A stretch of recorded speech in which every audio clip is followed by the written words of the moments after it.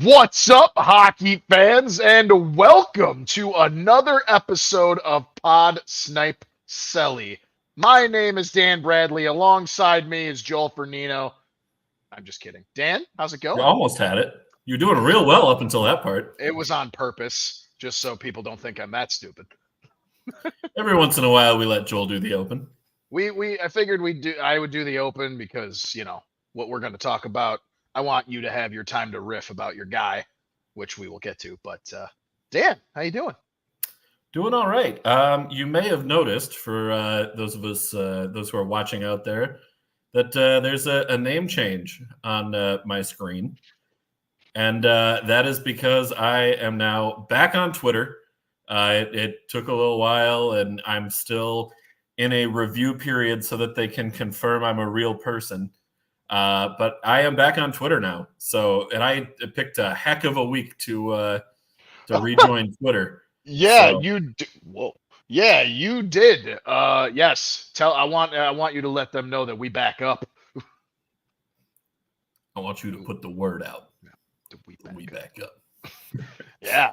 Dan has returned to the Twitter space. Yeah, so give me a follow at HockeyVoxDB. You may not be able to see me until like Friday of this week. I'm not sure. That's what it sounds like the review period might be, but your boy's back. Yes, it is still a septic pool of a website. It sucks. Twitter is bad. It's a bad place. But the people that I connected with, many of whom are even watching right now, I missed the communication with people and knowing more about what they had going on, what I had going on, getting to share with them. So we're back. We're talking to people, and hopefully Twitter becomes a better place here soon. For one, that's not going to happen. I'm usually when the optimist is being realistic about Twitter, it's not. Until Elon gets rid of it, it's not going to happen. But for everyone in Chicago, I'm getting hit with a monsoon as we speak. So if I duck out at any point on accident, or if you see me fly out my window, I'll wave as I pass by your house. Yeah, you're in a monsoon. I'm in a severe thunderstorm warning. So if I lose power, just riff for a minute. Whoa! We got some good lightning. See, this is good off-season shenanigans. Just me live streaming a storm. Speaking of weather, have you seen Twisters yet? Not yet. I really want to because I loved the original movie as a kid. So I'm very excited to see it. However, I have tickets. I am going to see the one movie I've been waiting for all damn year on Friday. Deadpool Wolverine? Deadpool Wolverine, baby. I am so excited. I am avoiding that cesspool of a website that B-Rad mentioned, just to make sure I don't see any spoilers. Yeah, good call. So with that topic too, mute Deadpool, mute Wolverine, mute Deadpool versus Wolverine, mute Deadpool and Wolverine. Yeah, basically anything you can think of. Sam, I agree. You shouldn't miss your chance to harass me, but just don't harass me with spoilers of Deadpool and Wolverine. Yeah. Spoiler-free review of Twisters. I really enjoyed it. I thought it did a good job of, honoring the original without trying to copy the original. What is it supposed to be like a reboot, a sequel? It's not really it's more reboot than sequel. There are some references to stuff that happened in the first one, but also if you haven't seen the first one, it's not going to mess with your viewing of the second. So we had Twister. Now we have Twisters. 15 years from now, we're going to get Too Twisted, Too Furious. We're going to get... that was good. Twist 10, Twist 10. Return of the Twister. You know what? Here's the thing. What do we get? Do we get a third Twister movie, or do we get a 8th Sharknado movie? We get Twister, but the E in Twister will be the number 3. That's pretty good. Actually, I'm take credit for that. I did get it from Twitter. Know what? But that's what's going to happen. We're going to have a crossover of Twisters and Sharknado.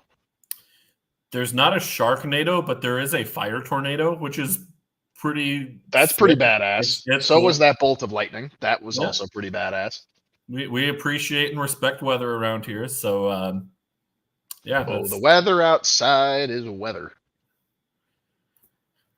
Oh boy. Yeah. Dan, we are actually. Oh yeah. I mean, look. If not, I've already gone on record. If not for the show we have, Mhm. and for the fact that I do get a lot of like music news, gaming news, wrestling stuff Yeah. on Twitter, I would be off of it. Hell, if not for this, I'd already be off Facebook. I barely Yeah. touch Facebook as it is. Yeah. I shut it down on January 1st. So I've been off it since then until last Friday. So it was like 6 weeks and change. Quite literally a half a And it was a year. good break. Yeah. It is a good break. So, but I did still want to talk to people. So Yeah. we're back. We're talking to people and we're. You got a new follow now. I got you to follow Cody Rhodes. I didn't actually follow him yet. You should follow Cody. Follow the American Nightmare, Dan. Give it time. We're in the middle of a show. I will follow after the show. Follow your WWE champion, the American Nightmare, Cody Rhodes. He finished his story so you could follow him. Well, let's get into somebody who's starting a new story, and that is the Columbus Blue Jackets, who have announced Dean Evason as their head coach. Your boy.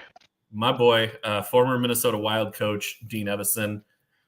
So Evason coached the Wild for just over parts of 5 seasons, rather. Pretty impressive. Really that long? 147, 77, and 27 record in 251 games as head coach. And previously, he was with the Milwaukee Admirals before that. And he was an assistant coach for the Wild who got promoted up.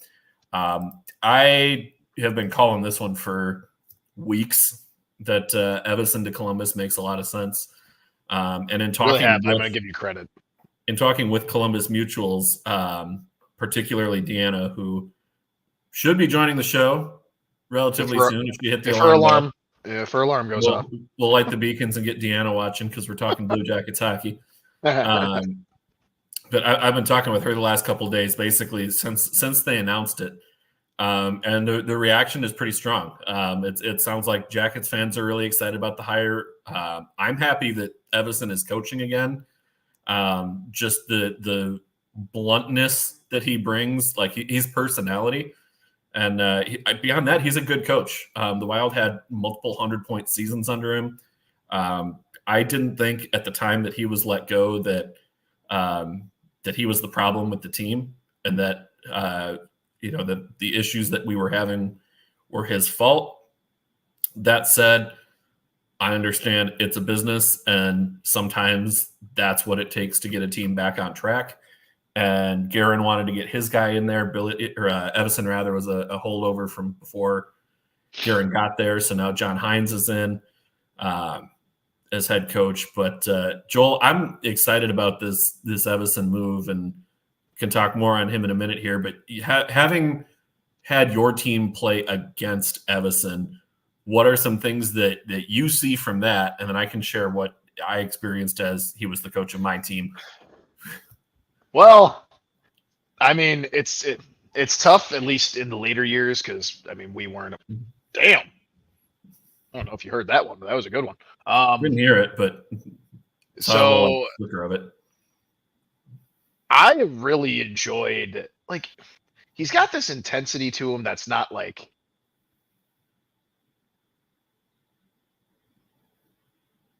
He's got this intensity to him, and he gets his players to really play hard for him. And that's what I noted. Like, in the later years of his tenure with the Wild, like, it's kind of tough to judge just because you play us. It was an easy game, basically. So at least the last 2 seasons, but his first 3 seasons, yeah, I mean, like, we still had Taves and Kane rolling out there, right? Like, and quite frankly, when he took over, and really, I think back now that you said 5 years, like, we've had a tough time playing you guys, even before the rebuild kind of began.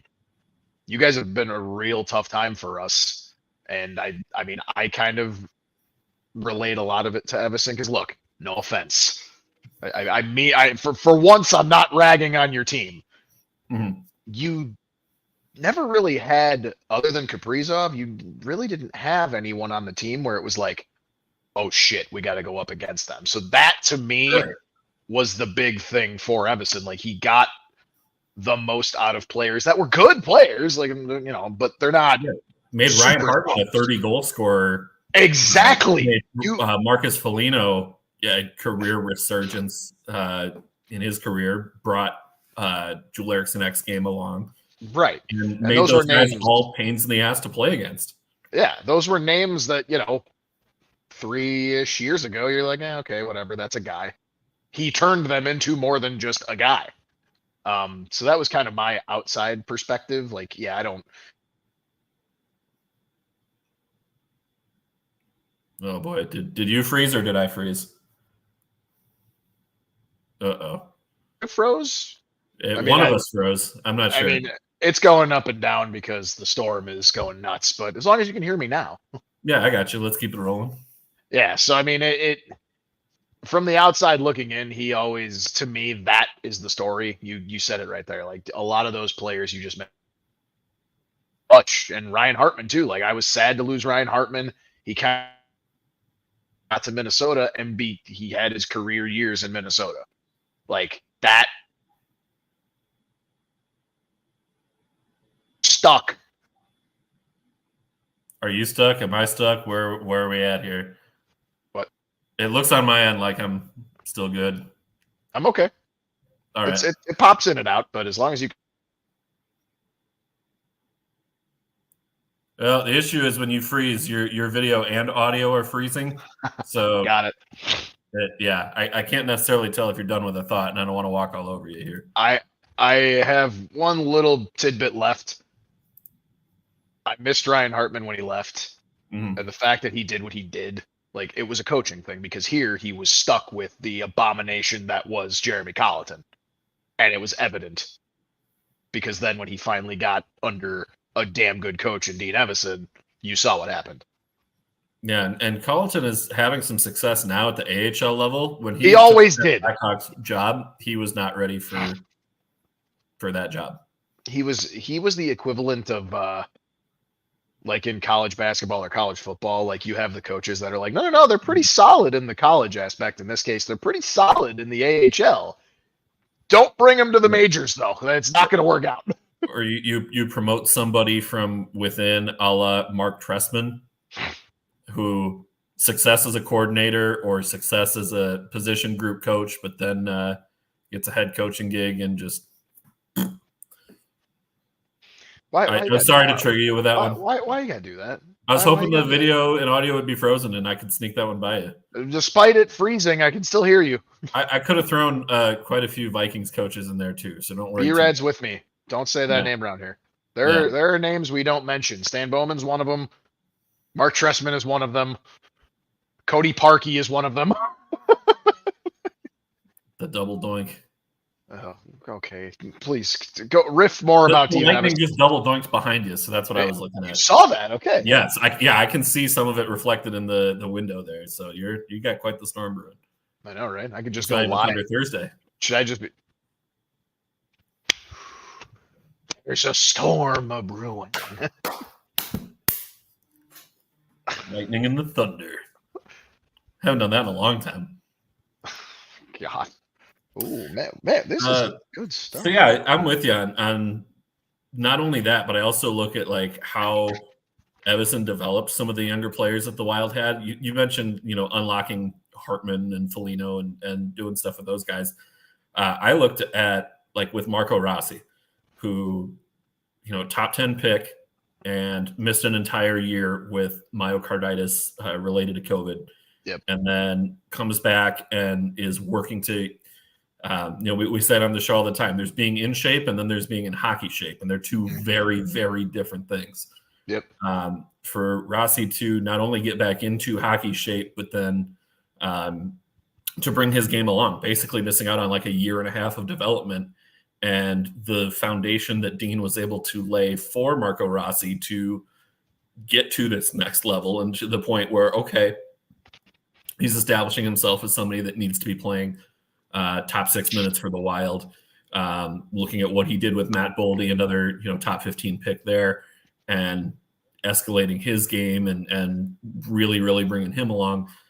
I think Evason did a lot of good for the Wild, and I think there's a good chunk of the Wild fan base that still really likes Dean Evason and wants to see him succeed with Columbus. And I know I'm in that camp of wanting to see him succeed there. I mean, I know you explained that it was, Billy G wanted his guy. I know Mhm. Evason wasn't his guy, but like, I don't know. I agreed with you guys too. Like, I don't normally get involved when you guys, and for anyone listening, you guys is him and HP. When you riff about like Wild's like complaints and stuff, Mhm. that one when he got fired, I was like, hold on, why? Yeah, because we'll comment on things that like, hey, this needs to change with the Wild, or like, dude, I'm so frustrated with our penalty kill. It sucks. It's so bad. Why is our PK so bad? That was the big one this last year. Was why is our PK so bad? It was never Dean Evason that we were mad at with any of that kind of stuff. So, yeah, I think he'll do very well in Columbus. Interesting note: the Wild's home opener this season is against the Columbus Blue Jackets. So home opener and Dino returns. He had a quote in his presser today. They asked him, are you gonna have a chip on your shoulder or anything about playing the Wild early in the year? Are you still are you mad about that at all? He's like, yeah, I'm mad about that. They fired me last year. Any coach that doesn't tell you otherwise, that's bull. So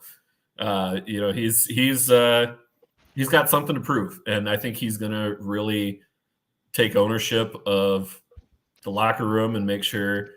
His big thing was talking about guys playing for each other and not even playing for him, but playing for each other, which is huge, and setting that culture from day one. Dean's a big culture guy, and he definitely changed the culture of the Wild locker room. So I definitely think he'll do that in Columbus. I'm not going to go so far as to say that he'll get them to the playoffs this year, but you look at the talent that is in Columbus's pipeline, and if Dean even gets them playing to the level that they should be playing at, given the talent they had, getting a healthy Patrick Laine, getting Johnny Gaudreau figured out, especially with Gaudreau reunited with Sean Monahan this year, throwing those two on a line together and letting them cook. That's a team that will be competitive well into March. Not necessarily going to be a playoff team this year, but I think we're probably 2 years out from seeing Columbus return to the playoffs under Evason. Yeah, I mean they're on their way. Oh my God, wait, putting Evason coaching Adam Fantilli. Yeah, that could be a problem. That could be a big problem. You thought the way that he brought Marco Rossi and Matt Boldy along, you get somebody with Fantilli's talent level as a prospect coming in there, and not that Boldy and Rossi weren't good prospects to begin with; they were top 15 picks, but they weren't. Fantilli could have gone number 1 and ended up 3, and was pretty much a consensus 2 the entire season. Right. So there's a lot of talent to be working with there, and quite a few other guys as well that they're going to continue to build around and really bring along. So I'm excited to see what he does, and I think we're probably 2 years out from Columbus being back in the playoffs. Let's move into our second talker of the night here. We wanted to take a look at the 2024-25 rookie class. Some big news last week with it being official that Matvei Michkov is coming to North America, so he'll be playing hockey next year. He's going to be playing with the Flyers. It doesn't sound like they're going to have him in the AHL at all. It sounds like their plan is he's going to be there, and he's going to be up most of, if not the entire season. And that kind of shifted the betting odds in the Calder race, where Macklin Celebrini and Logan Stankoven were kind of tied as the favorites at the top. And Michkov has taken over as the betting favorite for the Calder next year. Joel, as you look at these rookies and next year's class, I know we've said it the last couple of years, like talented rookie classes coming in. I feel like we are consistently getting like better rookie classes, and we are getting hit down. Right. We are getting hit right now, and it is awesome. That lightning is picking up like the intensity of these rookies that we are seeing coming in from the AHL, coming in from juniors, coming in from NCAA. The floor has been raised, and now the ceiling is getting raised as well with these prospects year over year. I kind of wanted to just touch on these guys a little bit and look at, it's way early. We haven't played a single preseason game yet. So if you're a DGen like us and you're thinking about betting some of these, like, yes, you're a DGen, welcome to the club.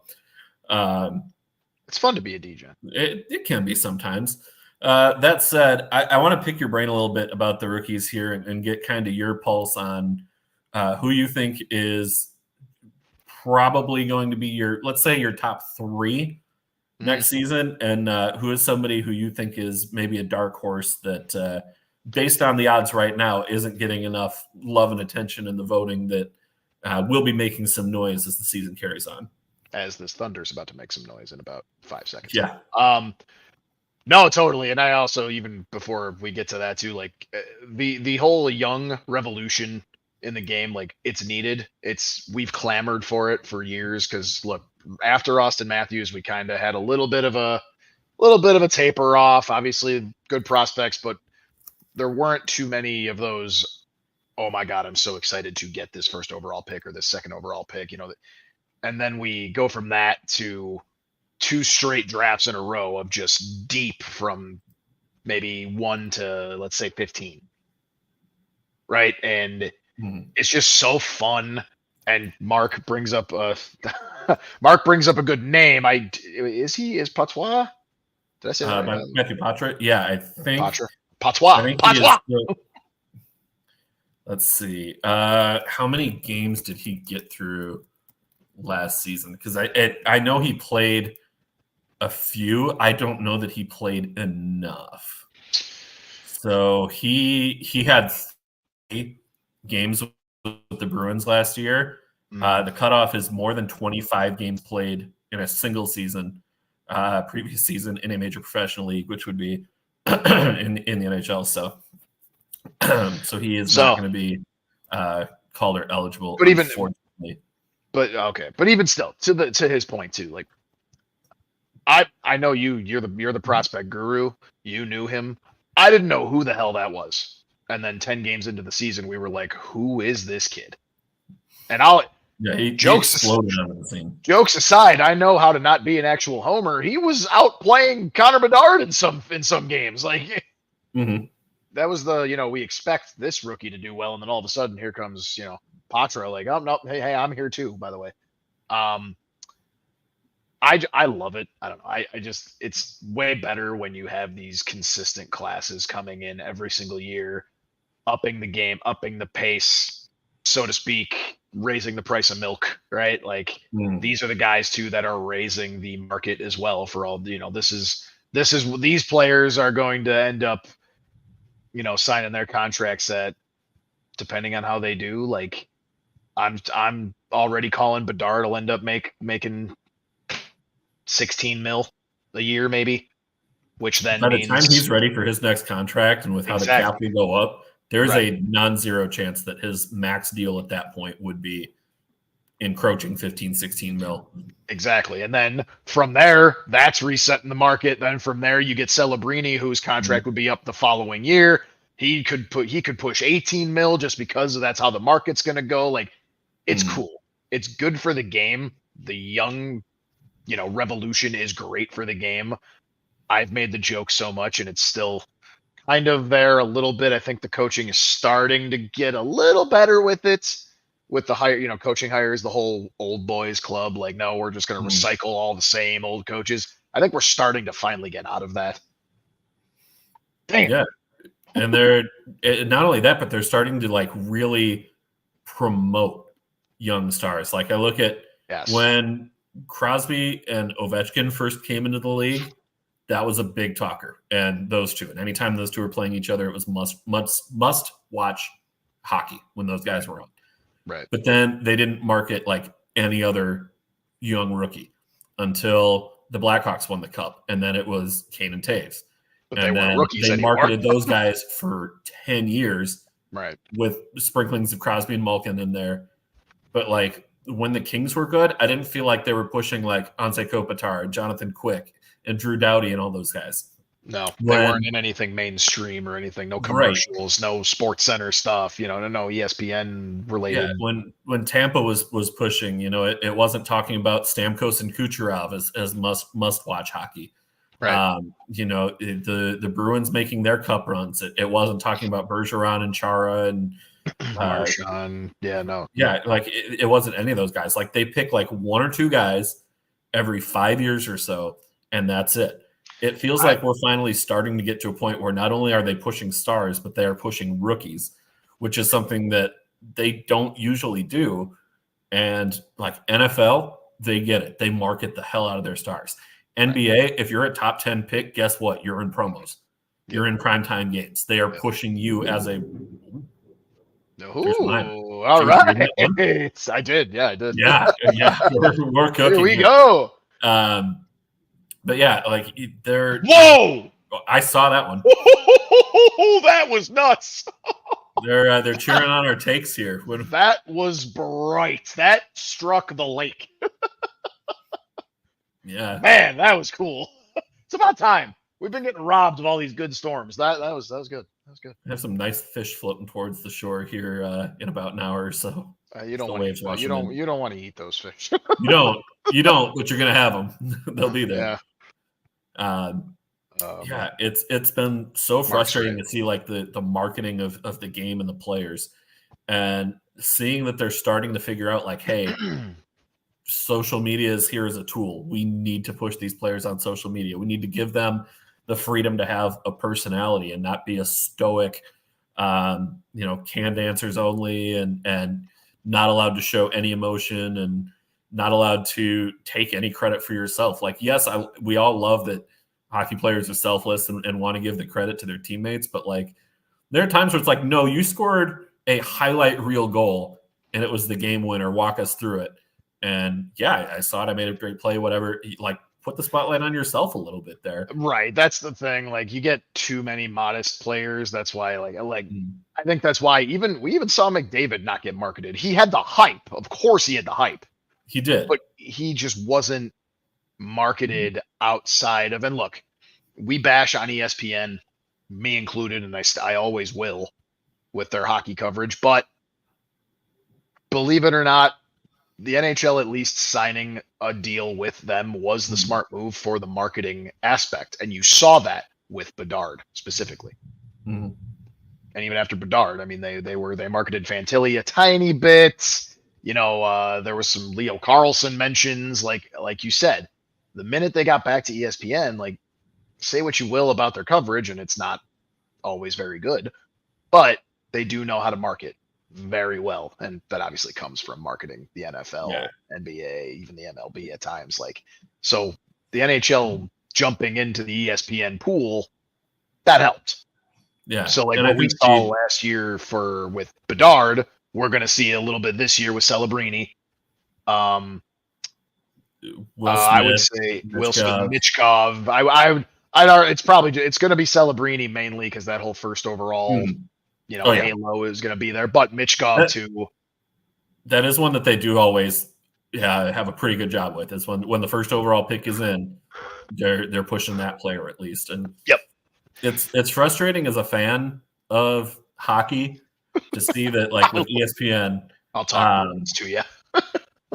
The NHL needs ESPN more than ESPN needs the NHL. Well, yeah. That's not the case for other sports. The NFL does not need ESPN anymore. The NFL can start its own network tomorrow, and people will watch. And it would, you know what I mean? ESPN out of the they have their own network. I don't want people being like, "You dumbass!" Right. They have NFL network. Right. No, I'm saying. But if it was like, "Hey, we are putting all of our games on this channel. We are putting highlights on this channel, and combining our own news crew, our own Red Zone news crew, all our people, our own little version of Sports Center." Yeah. They could run with that. Right. If the NBA decided we're going to do that, I think the NBA could break from ESPN and still be massively successful. I disagree. I think as far as like who needs who the most, like the NFL does not need ESPN at this point. The NBA doesn't need anybody. The NBA could make it work. It'd be tricky, but they could. MLB and NHL need ESPN. Yes. Like that's just a fact of where we're at right now.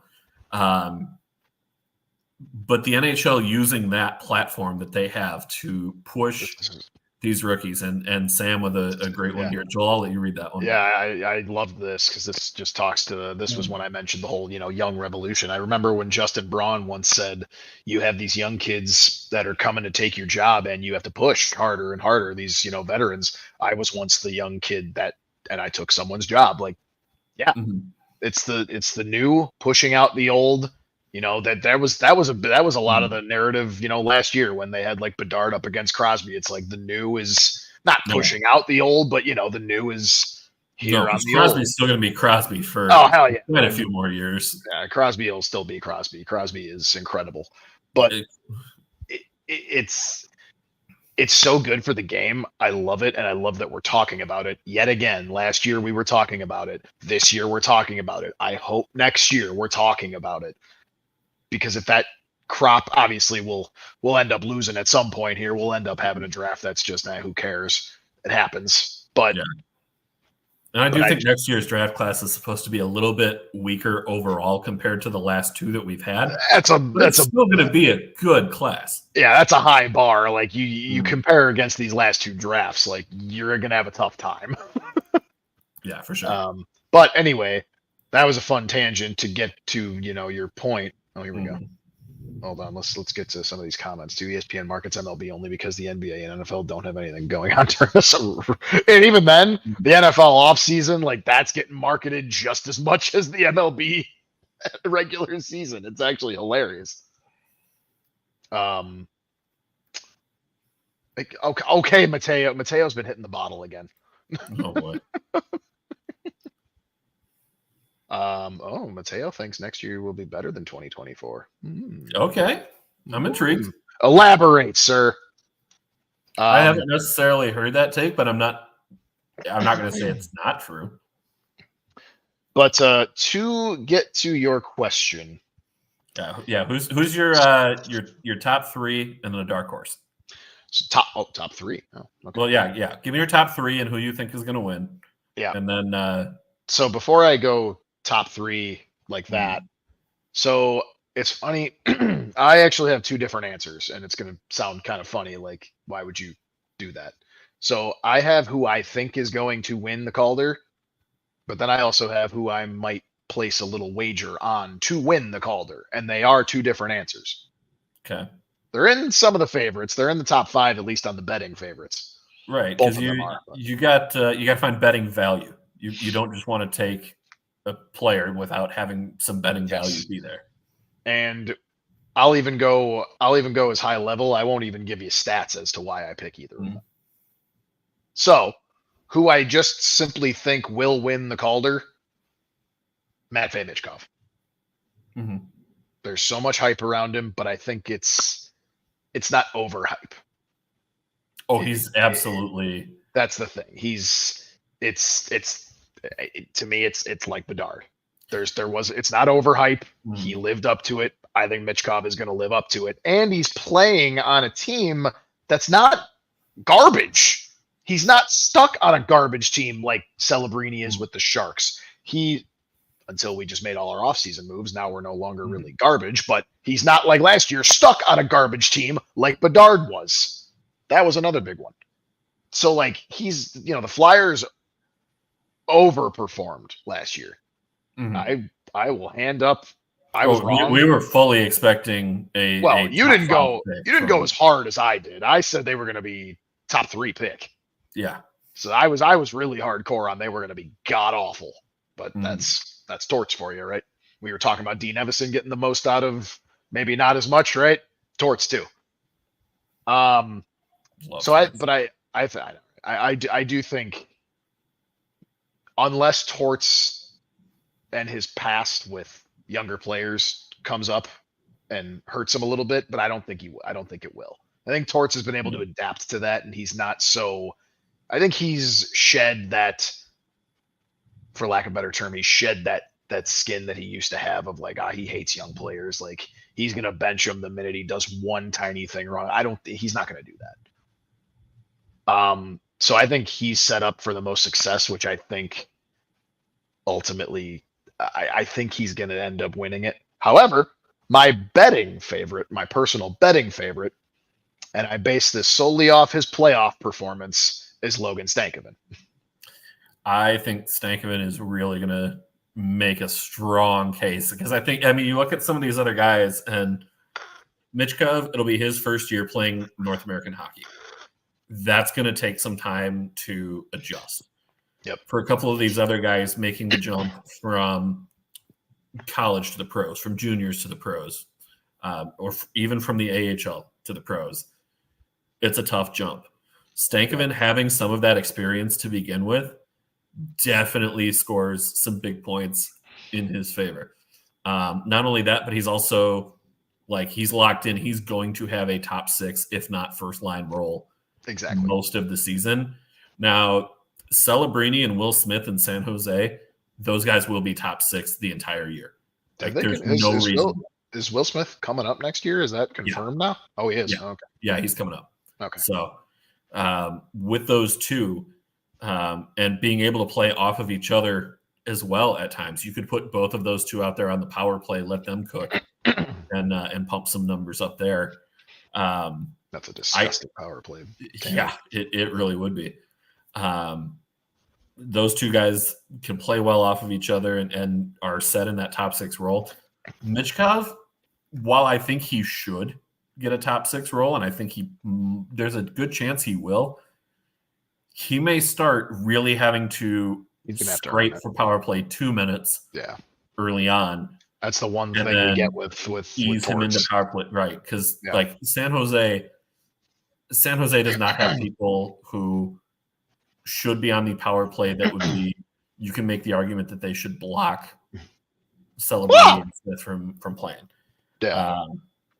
Lightning, half a mile from my location. Cool.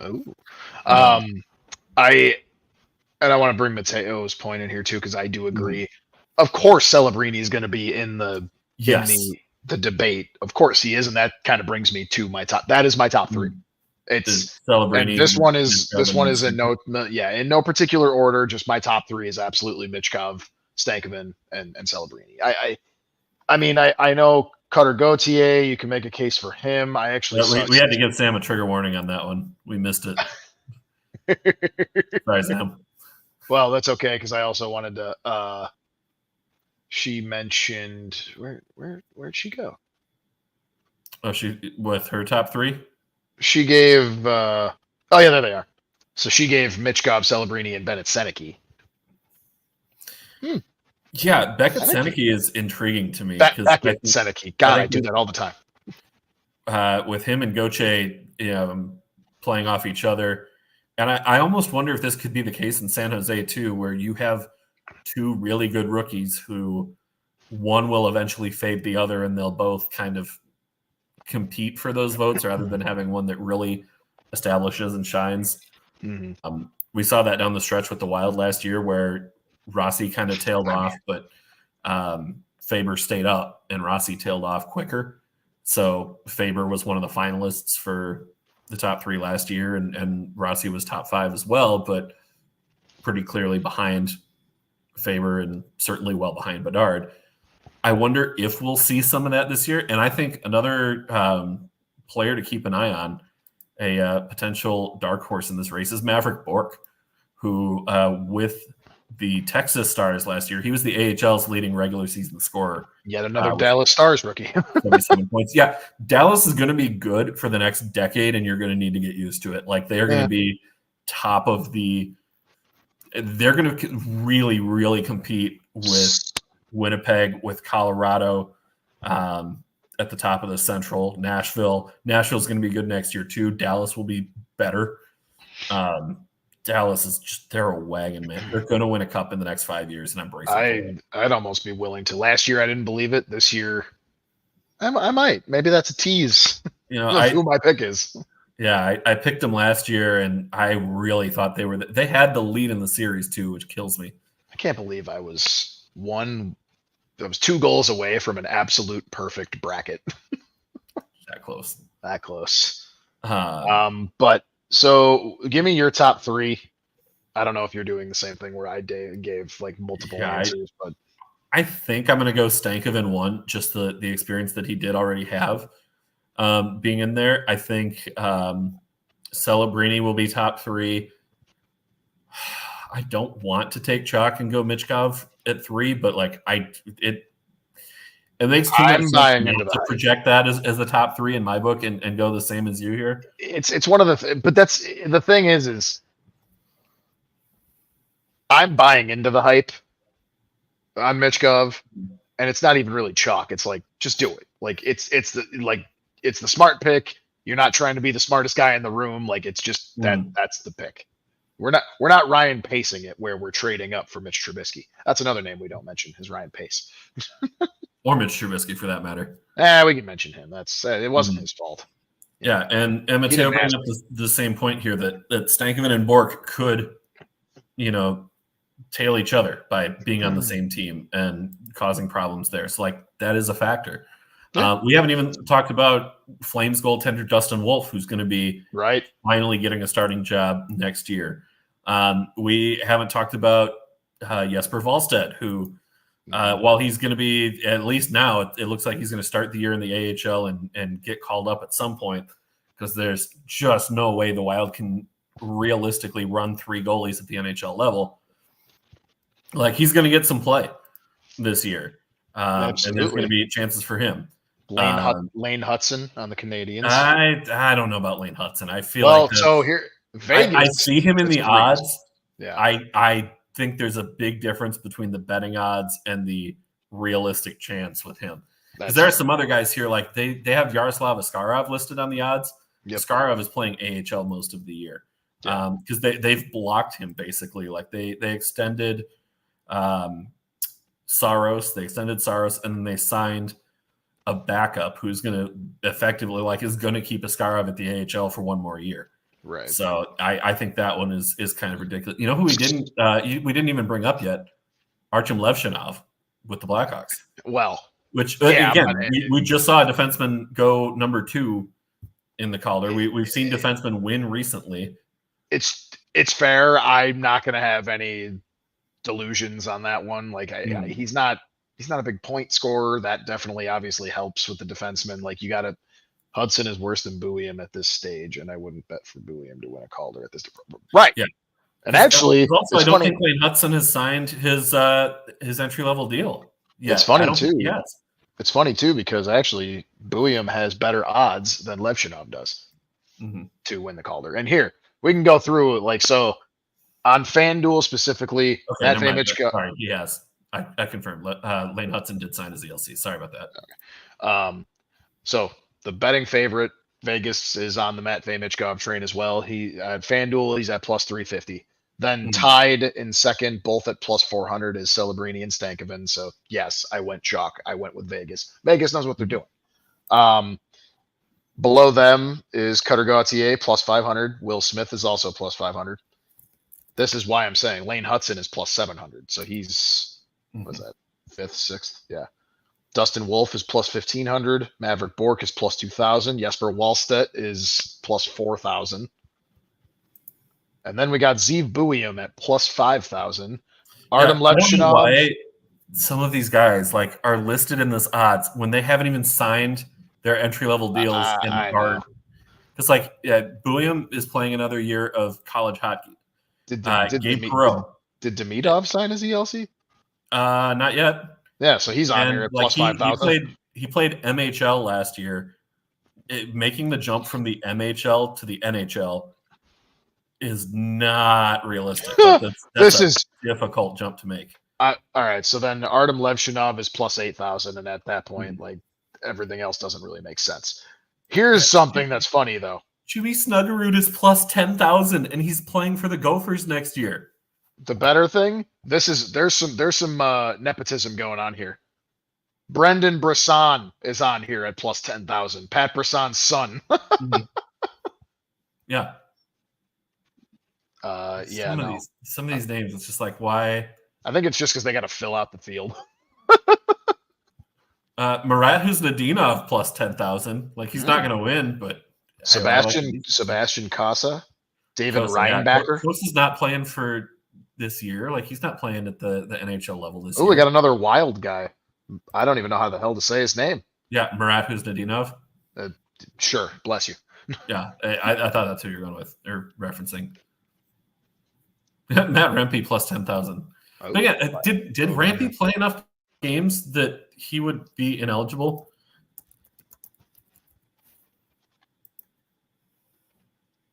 So I agree. I agree with Mateo here, and actually, isn't Buium more of a defensive scorer too than Levshinov? Levshinov's more of the defensive player.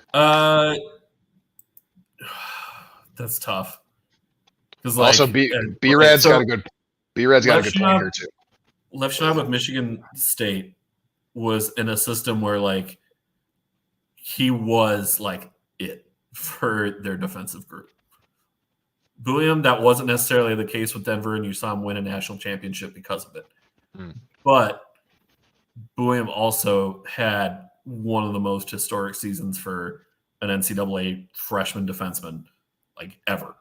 Yeah. So there's a comparison there that like B-Rad's got a good point here too. Like even though Levshinov signed his ELC, unless he like pops eyes in training camp and in the preseason, he's probably going to be in Rockford most of the year. It just makes sense. Go to Rockford. He'll probably kill in the AHL for sure, but go down there, build your confidence. Like I'm fine with that. Yeah, get used to the jump. They both have a solid defensive college game. Buium is better offensively now, but if Levshinov can put the pieces together, he has a higher top end. To answer this question, why doesn't Ugrin have odds? He doesn't on FanDuel. He does on DraftKings. Ugrin is plus 7,500 on DraftKings. Which identical to Gavin Brindley, Frank Nazar, Jagger Furcus. Frankie Nazar's got some odds. I love it. What's he at? Plus 10,000? He's at 7,500. Huh. Okay. I mean, put him on a line with Bedard, maybe. But again, Nazar, isn't he back up for Michigan for one more year? He didn't sign yet? No, he did. He signed last year. That's why he played in the last 3 games. Oh, you're right. Yeah, I remember that. And I'm pretty sure they did that on purpose because I think he's just staying here now. Yeah, he is that cool. You can't go back after you sign your ELC. So, right. So no, he's staying. And what he showed, I get it, small sample size in 3-4 at there. I think it was 5 games total. Let me double check that. But what he showed, I agree with you here that he should stay at Michigan and work on his skating a little bit more. But yeah, it could be easier to do in the AHL. So there is that. Oh no, I was right. He played 3 games. Yeah, he played the last 3 games. Yep. And that goal was beautiful. And that was his only point. So he had just the 1 goal. He was -4. But what he showed and just like where he was all over the ice. He had 1 game. I got to look for the game. Where was it? He was all over the ice. I think it was against Carolina, which is the game he had the goal in. Like he was just all over the place. So yeah, no, he'll be here. Yeah, his energy and his compete level are so high. And like when he gets his skating form to match that intensity, like he's just gonna fly. Damn, Mark, so good. Mark giving the throwbacks here. I forgot that Roseanne was filmed in Rockford. Forgot about that.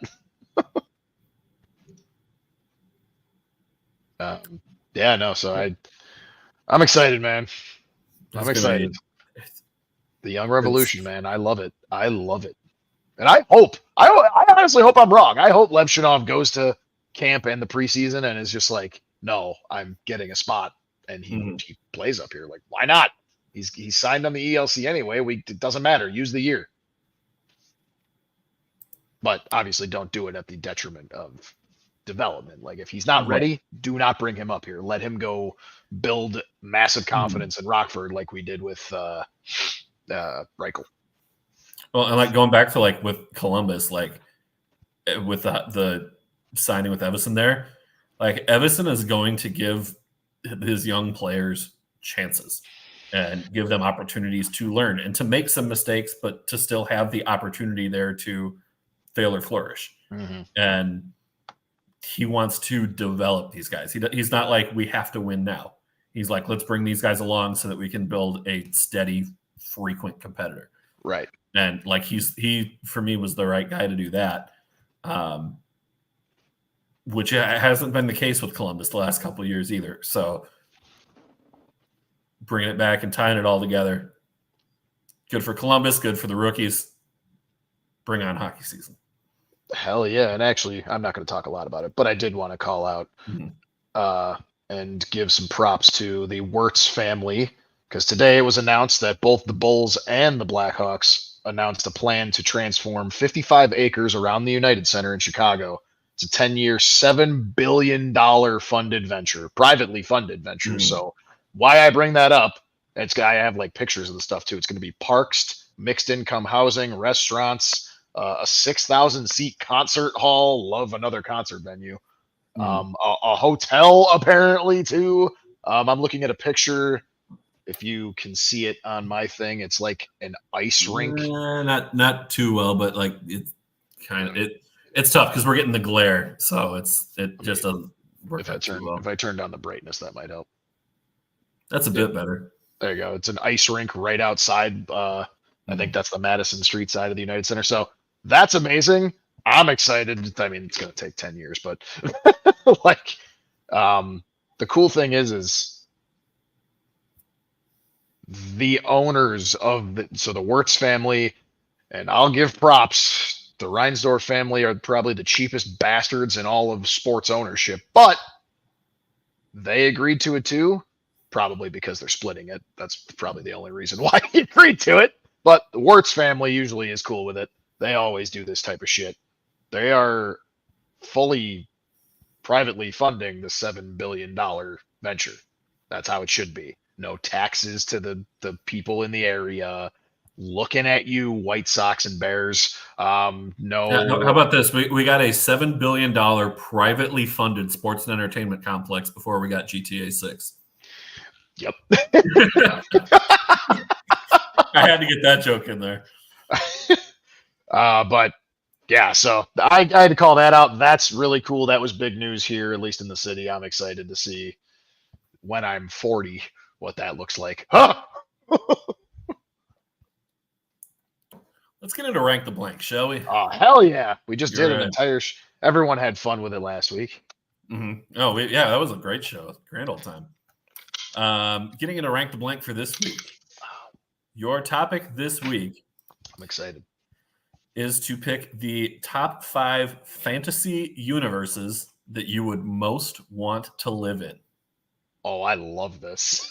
Yeah, this is going to be a fun one. Okay. So your first option, the Harry Potter universe. I don't know if you played Hogwarts Legacy, but that was kind of the first true, like, real, like, I'm in this universe type of thing, RPG game in it. Man.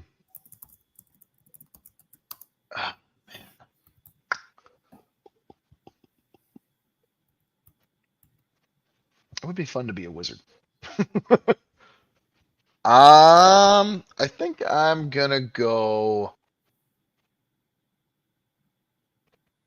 4. Okay. Fun, but I don't know. I need to think about it for other ones here. All righty. Your second option, Star Wars.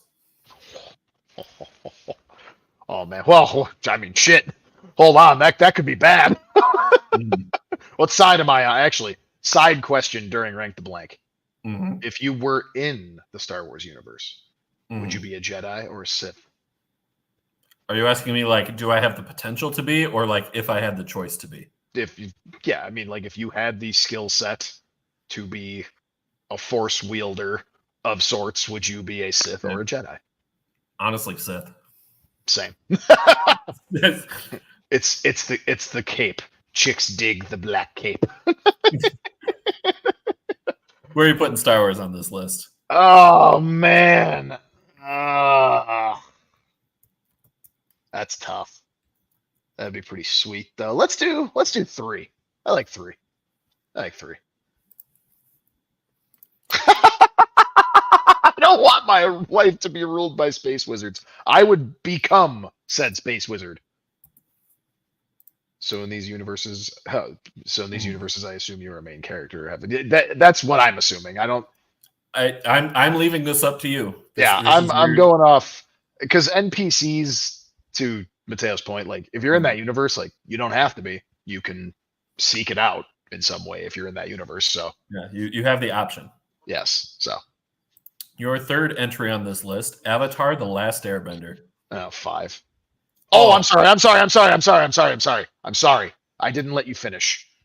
I thought you stopped. I heard you the last out after Avatar. Yes, and I was like, Avatar: The Last Airbender. I was like, fuck that movie. Well, it's same thing to the Avatar: The Last Airbender movie. We don't talk about that. I know, but so it's funny though. I'm not going to answer it as fast, but I am still going to say 5 because I have sinned and I have actually not seen the whole show. I know Kate gives me shit for it all the time. See, B-Rad also thought the James Cameron universe too. No, that would be 6 on this list at least. Mateo's got a point here. If you roll the dice in Star Wars universe, your planet might get glass. Yeah, well, that's why if I'm in a universe, Halo was one of my honorable mentions. It was not something I actually picked. But it was like I had several honorable mentions of other ones. Maybe not. Maybe not. No, that would go last. That just sounds like you're in a war-torn universe forever. At least in Star Wars, there's planets that live in some form of peace. All right, so you had Avatar: The Last Airbender at 5. Your fourth option here is Pokemon. Oh my God! A good list, right? Yeah, that's a good one. I put some work into this one. It's not good enough to be 1 for me. So whatever I don't know is happening is going to be number 1 because that's going to go 2. Okay, well, but that is a very good one. Do I regret it? Do I not? I don't think you're going to regret it. Okay. I have a couple guesses. Okay, go ahead. I also have a guess that I don't think you put it, but by that off chance you did, I would be very excited. Okay, lay it on me. Yu-Gi-Oh! I did not go Yu-Gi-Oh! That would be incredible. I would put that at 1. You're still gonna guess? Yeah. One more guess. The Marvel Universe. Boom, baby! Yeah, as soon as I told you weren't going to be disappointed, that kind of narrowed it down a little bit. Yeah, I don't know. Would I have put that at number 1? I'm not really sure. Yeah. Would I have put that at number 1? I'm not really sure. Here's the thing.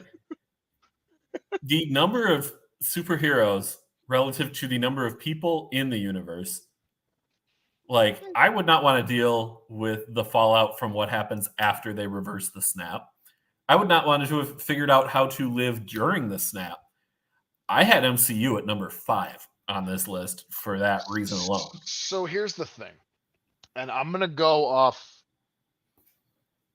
I'm gonna go off this. Do you remember when Infinity War first came out, and obviously it became the pop culture zeitgeist? That's all it was. Mm-hmm. Do you remember when Google did their I'm sorry, it wasn't Google. But Google did do something like they did a little feature of like you could erase half of the stuff. They had a little code you could enter. There was a website flown around, just a quick little .io, where it was literally just click the button and it'll say if you survived the snap or if you were blipped. Nope. You didn't do that? I didn't do that. Nope. So I did it. First try, I didn't like do it a bunch. Literal first try, I survived. So I'm going to go off that. And a part of me, it's going to sound weird. A part of me would be interested to live in those 5 years. Oh, did Thanos kill .me? Yes, that's what it was. Not a .io, .me. I didn't know. Mine also said I was spared by Thanos. There you go. See? So if I'm going off that as canon to my fake scenario here, and I am just an NPC because we'll get to some of the comments about this. Mm. But B-Rad saying it would be miserable.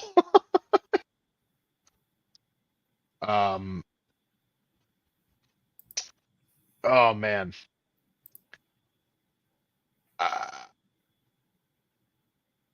Oh wait, that's amazing. There's a subreddit that banned half of their members after Infinity. That's amazing. I'm assuming they unbanned them at some point, but that's fun. So it sounds weird. I'm sure people are going to be like, you're a psychopath, but I don't really care. I think it would be interesting to see what life was like during those 5 years of the blip.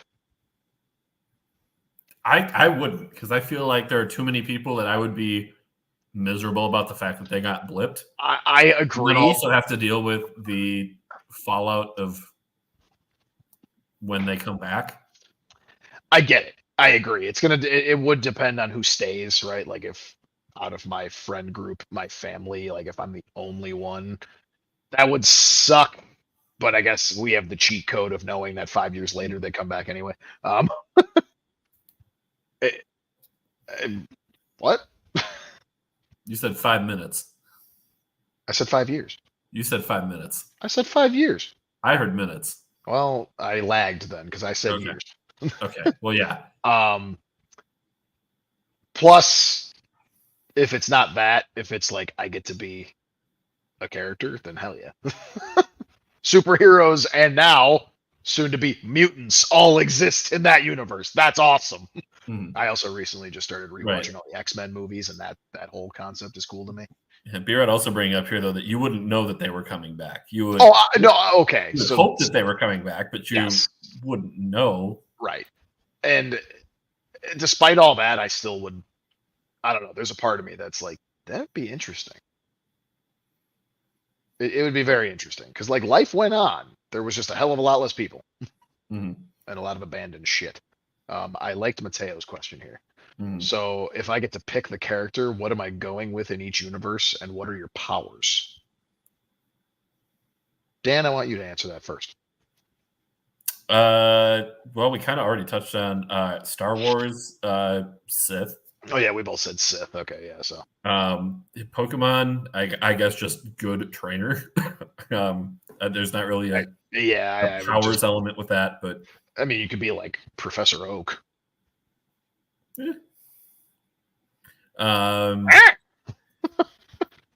Harry Potter.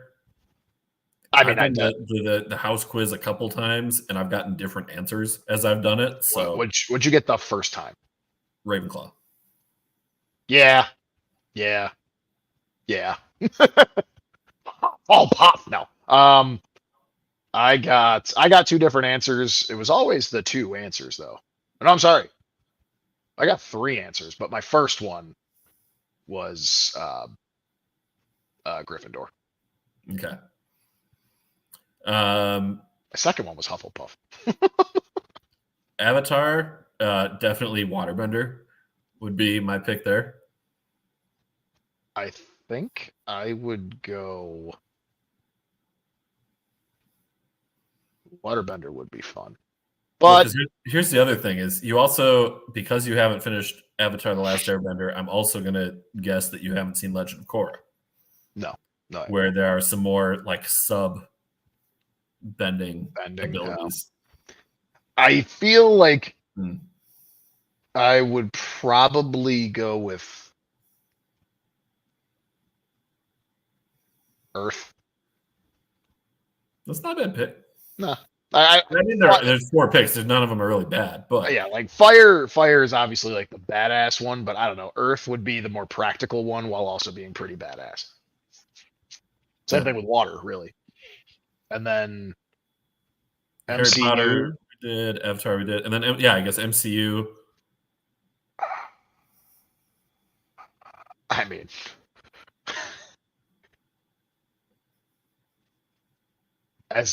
since I was a kid, and it's clearly carried over, he's tattooed on me twice. Give me some Spidey powers, man. Either that or give me both his budget and his powers, Iron Man. I was always Cap was always my favorite Avenger. So Yeah, he's on here too. that's I who I'd do love go with. Cap. I do love Cap. I also love that he doesn't age, so that would be pretty sweet, actually. Do we want to Do you break want? out the new segment? Oh, it's a new segment. Here we Well, go. we'll tease it as a new segment. It's the beta test it. All right. Oh, hold on. The trivia time. Hold on. He'd go Spider-Man, Mateo, and I. Yep. Harry Potter. He didn't really read it. Waterbender. There you go. Star Wars. Yeah, Reven. Yeah, that's a good choice, Mateo. What's a Reven? It's not what, it's a who. Who? He's Sith Lord. Oh, is it from Clone Wars? No, or is it from like some of the books? It's from the books. Okay. I didn't read the books. Yeah, it's part of the canon, but not not part of the movies. New segment. Here we go. You teased me about this, and I just thought it was going to be a generic random thing. I didn't know we were going to do a segment. Let's go. It could be. So if no, not with that attitude. If we like the concept, we can keep running with it here. Trivia 1, 2, 3. Whoa. Yes. What the hell? 10 answers here. Your trivia question tonight, Joel. I need you to name for me the top 10 Chicago Blackhawks players in franchise points. Now, this is only during their time with Chicago. So, for example, Marian Hossa had 1,134 points in his career, but he only had 415 with Chicago, which is not enough to earn him a spot on this list. So who are and we'll see how many you can get right, because some of these are tough. Yeah. So we're going to see how many you can name. Top 10 Chicago Blackhawks in points. All right. Bobby Hull. Yep. Let me get the type them in their corrective spots here too. Go ahead. I won't rattle off Bobby Hull. Not that one. That one. Bobby Hull is number 3. I'll just don't even put it back up because number 1 is Stan Mikita. Yep.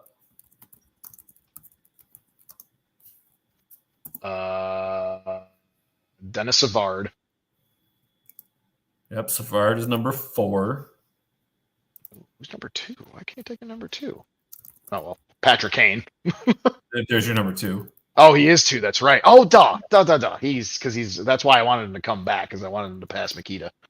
Okay. So you got the top 4. Got the top 4.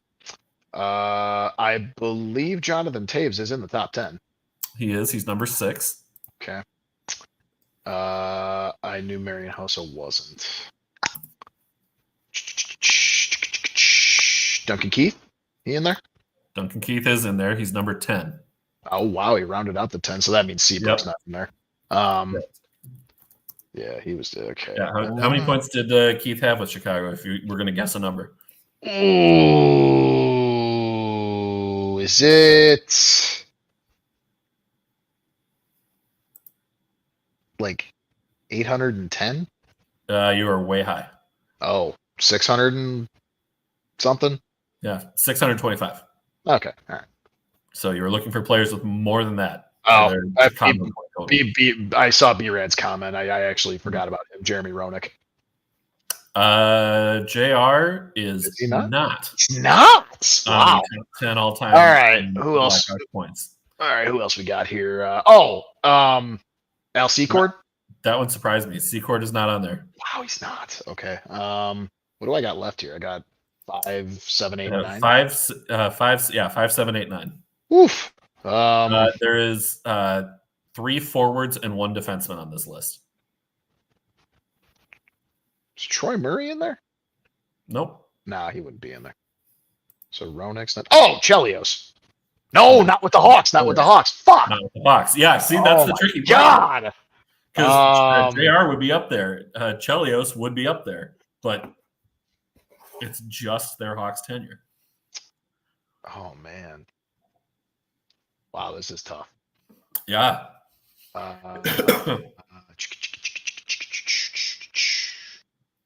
Patrick Sharp? No. Not sure. No, okay. I think I'm done with all the modern guys, right? Yep, they are. None of them are active players. Yeah. Well, most of these guys aren't either. Outside of King. I can start giving you a hint on one of them if you want. Yeah, just for the interest of time. One of them is the sibling of another player on this list. Oh, fuck! It's Savard's brother. I can't remember his first name. No, It's not Savard's brother. what the hell? It's not Brett Hull. It is not Brett Hull because that's his son. Right. Is it a Hull? But you're close because this player is also related to Brett. He's Brett's uncle. Oh, shit. I forgot his first name. Dennis Hull. Dennis Hull. Yeah. So Dennis Hull is number 8 on the list. That's right. Yeah, I completely forgot his. Oh, that's a good guess. Pierre Palat? Nope. Oh, wow. Also, Mark Esposito. No, Tony Esposito, who was the goalie. Oh, man. Dennis Hull to me isn't obvious. Is there anyone that's like, I'm going to kick myself for not getting it? There's one, maybe two, that like you'll kick yourself. The third one I hadn't even heard of, so I was gonna be surprised if you came up with pleasantly surprised if you had that one, but no shade if you don't. Let's see. I will say there is still one defenseman left, which that should be a decent hint. It should be, and I feel like the name is right on the tip of my tongue. And it's somebody who like he's not in the Hall of Fame yet. Oh no, it's his number hasn't been retired, and our boy Tab always calls for his number to get retired, and I can't remember his name right now. Retire. Oh my god, what I can give you the initials if you want. No. I'm just gonna look up Tab's Twitter. It's not like me cheating. I can't remember his name right now, and it is right on the tip of my tongue. While you're looking it up, let me give you number 9 on this list because this is the player I didn't know. Yeah, that's fine. Go ahead. Pitt Martin. Oh yeah. Oh, I know the name, but no, I would not have gotten that. So I'll give you credit for 6 here. I ain't quitting just yet. You got 1, 2, 3, 4, 6, and 10 were the ones that you had. I gave you 8 and 9. It's God, what the hell is his name? I said Troy Murray, it's not him. Can't think of his name, and I think that's probably who it is. What the hell is his name? All right, give me initials. Okay, the defenseman DW.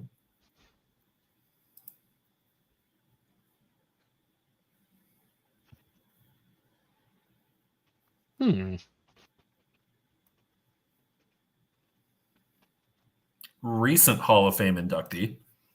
Recent Hall of Fame inductee. Yes.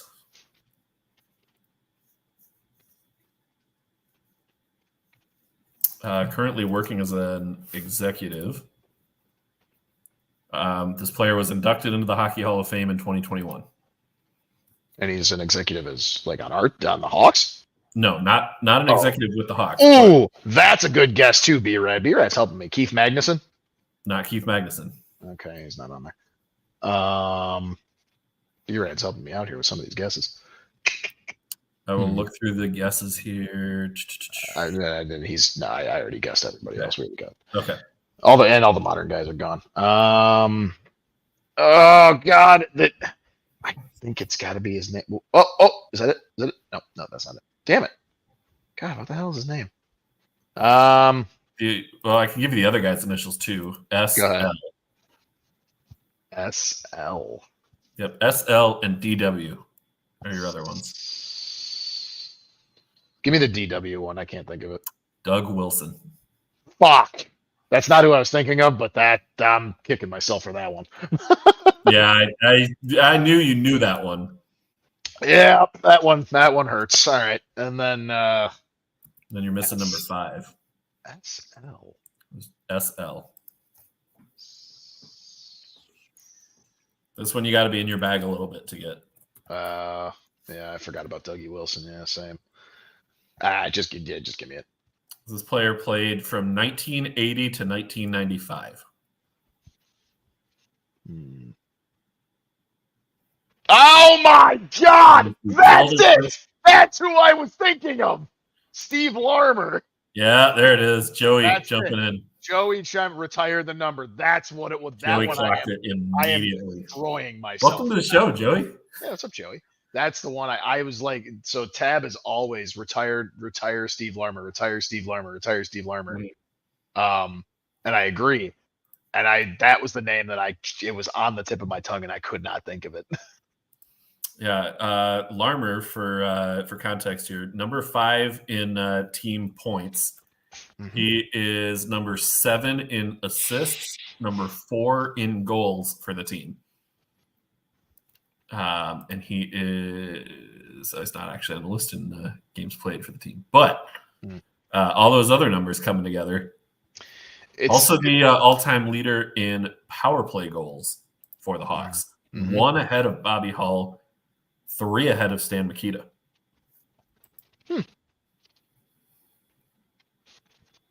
So yeah, there's your number 5 on the list. That's the one. All the other ones, yeah, Doug Wilson, like I feel a little bad about that one, but no, I did not need to be in my bag for Steve Larmer. Steve Larmer, I should have gotten. I am ashamed on that one. I should have gotten that one. And I had would have absolutely been in the bag if you really like.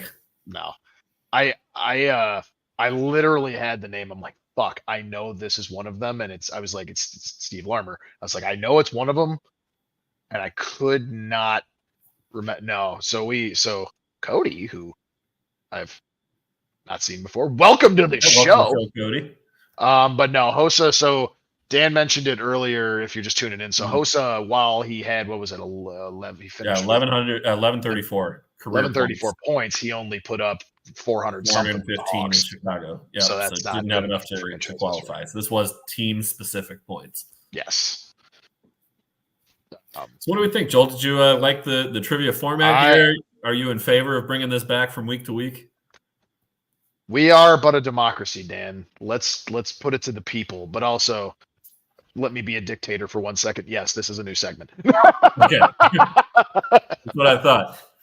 Yeah, so that's 2 now that we can bank on every week pretty much is Rank the Blank and or trivia. Now, trivia, Rank the Blank, I mean, it's almost like a weekly bit at this point that I'm just the one doing it, but trivia, we can switch off. For sure. Yeah. Yeah, we'll talk, which is a good segue to our next show. We're going to be off next week, so our next show will be Tuesday, August 6th. At 7 Central. 7 Central. 7 Central, 8 Eastern. 7 Central. The superior time zone, frankly. Central? Yeah, I know. Yeah. Oh, okay. So that is the show time for next week. Thank you to everybody who tuned in. Following week. I didn't put the banner up earlier, and I should have because I'm a dummy and just wasn't actually. Well, so here's what happened. So Joel did the open, and that threw me off. And then I started doing everything else here. And normally that's like I say, Joel, how you doing? And then I immediately go to put up the banner. I said, Joel, how you doing? Because I mixed up our names on purpose. You did. On purpose, damn it. You did. And when you did that, and I started talking about how I was and talking about the weather, we can blame the weather too. The thunderstorms that we had. Things have cooled down a little bit now. So they have, but that lightning strike that hit the lake, like it literally, I saw an orange flare and it sounded like a bomb went off. It was nuts. Yeah. Don't mess around with lightning. Well, me and my Midwestern dadness when storms come out. I'm on my balcony when we have tornado warnings. Oh, yeah. Watch them from a safe area, but yeah, a healthy respect for the storm. No, that's fair. That's a fair way to put it. And Dan, we're our next show being August 6th. It's good timing. This will be finished. Oh, there we go. So there's a tease. Freshly. That'll be the third show where you can introduce me as freshly tatted. Only because it took 3 sessions. You put a lot of work into that one, and your tattoo artist put a lot of work into that one. Yeah, he put a lot of work into it. I put a lot of money into it. Yeah, there you go. We can play the prices right, but I don't want to. So we hope to see everybody on August 6th, 8 Eastern, 7 Central. He's Joel. I'm Dan. Enjoy the rest of your night, everybody.